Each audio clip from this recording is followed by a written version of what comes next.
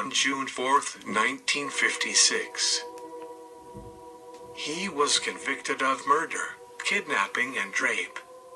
He was sentenced to death for the 1984 murder of 14-year-old Tryna Middleton. On September 21, 1984, Tryna Middleton and two friends were at a high school football game. Tryna was 14 years old at the time, and she was a 9th grade student at the high school. After the football game, the three girls began walking home, and they noticed a car that they thought looked suspicious. They walked away from the car and down a different street.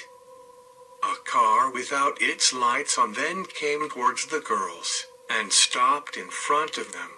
The driver exited the car and ran past the girls. Once the girls passed by the parked car, they heard footsteps behind them, and then an assailant tried to grab all of them.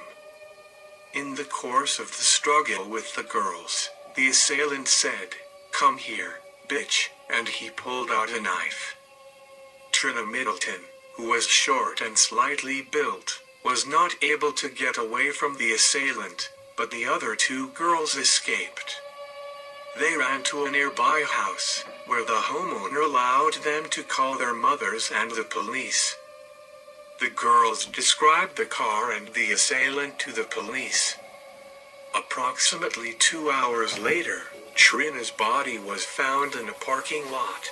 She had been stabbed 7 times in the chest and abdomen, and there were sperm cells found in her rectum and vagina. 5 of the stabbings perforated Tryna's heart and lungs, causing almost instantaneous death. Tryna also had a wound on her right arm, which the coroner testified was the result of Tryna's efforts to defend herself. Tryna's friends were shown a series of photographs, but were unable to identify a suspect at this point.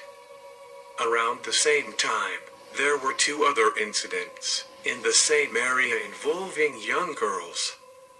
On September 18, 1984, a young girl named Vanita was walking home when a car passed her and then stopped.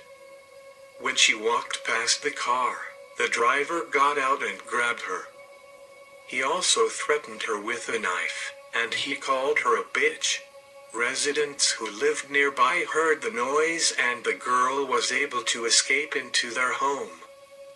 The other incident occurred on December 6, 1984, involving an 11-year-old girl named Melinda. A car was following Melinda as she was walking home from a corner store near her home, and as she turned a street corner, a man passed her and then grabbed her neck from behind. The assailant began hitting the girl, and he threw her into his car as she struggled and screamed.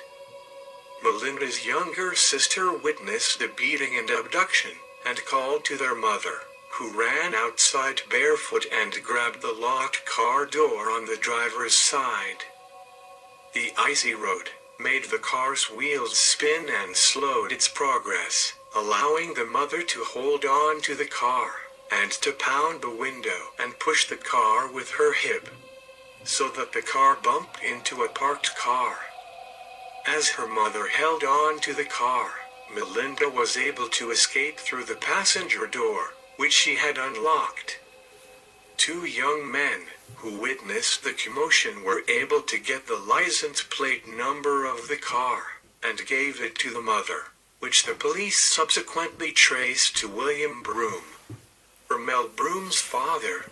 When the police arrived, the engine was still warm. Romell Broom admitted that he had been driving the car. The police then took Broom to the hospital, where both Melinda and her mother identified him as the assailant. The other 2 witnesses to the incident also identified Broom in a lineup. The similarities between these 3 incidents led the police to bring in the witnesses from the other attempted abductions and the Tryna Middleton case to view a lineup. The victims and witnesses each independently identified Broom from the lineup. Broom was also identified in a photo array. The police discovered that Broom had been driving his girlfriend's car before it was wrecked on November 6, 1984, and one of the witnesses identified Broom's girlfriend's car as the one from the night of the Middleton incident. Tests revealed that the sperm discovered in Tryna Middleton's vagina belonged to a person with type B blood, which is the blood type of approximately 12% of the population. Broom's blood is type B. There was also hair evidence found that connected Broom to the crime. A Cuyahoga County grand jury issued an indictment charging Broom with aggravated murder, rape and several counts of kidnapping. Broom was tried on the first 5 counts in proceedings that began on September 16, 1985. The jury found Broom guilty on each of the charges, and at the end of the penalty phase, recommended a sentence of death. He had served 9 years in prison for raping a 12-year-old girl, and was released for that crime 4 months prior to Tryna's death. Broom was scheduled to be executed on September 15, 2009. However, the executioners tried for 2 hours to maintain an IV line through which they could inject the lethal drugs, before Ohio Governor Ted Strickland issued a 1-week reprieve. They stuck him with needles in 18 different sites in his arms and legs, striking bone in one case, but were unable to find a vein despite Mr. Broom's efforts to help them. The team accessed a vein, but it collapsed when they tried to inject saline, bringing Mr. Broom to tears. He turned onto his back, covered his face with both hands, and sobbed. Prison staff became frustrated. Broom cried and screamed with pain during the ordeal as executioners couldn't find a vein, after which officials gave up and returned him to his cell on death row in Ohio. At the time in 2009, Broom was only the 2nd inmate nationally to survive a modern-day execution. In 2003, Broom took up an offer from the state of Ohio for a DNA test to prove his innocence. However, the test results were consistent with the guilty verdict. The clemency hearing concluded that the DNA report does not indicate an exact match, but does indicate that the likelihood of Broom not being the donor is 1 in 2.3 million.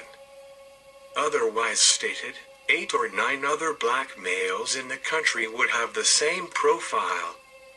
After Mr. Broom's botched execution attempt, Ohio changed its lethal injection procedure, but problems with lethal injection in the state continued. On January 16, 2014, Dennis McGuire struggled, made guttural noises, gasped for air, and choked for about 10 minutes before being declared dead after Ohio subjected him to an experimental, never-before-used combination of drugs. Mr. Broom argued that it would violate the Constitution's double jeopardy clause and constitute cruel and unusual punishment to allow Ohio to attempt a second execution. The Ohio Supreme Court ruled against him, and the state rescheduled Mr. Broom's execution for June 17, 2020. The unavailability of lethal injection drugs, Governor Mike DeWine issued a reprieve and rescheduled the execution for March 16, 2022. Broom became the first person in Ohio to survive an execution attempt when prison officials could not find a vein sturdy enough to accept a lethal drug cocktail. His case will stand out because it is one of the most significant botched executions in American history. Ohio has not executed an inmate since July 2018, when it executed Robert Van Hook of Cincinnati. The state has postponed executions until it can find new drugs needed for lethal injection. Broom was one of 127 inmates in Ohio, and the 17th death row inmate from across the country to die from the coronavirus. Romell Broom died on the 28th of December, 2020, at the age of 64 from COVID-19. Thank you for watching Death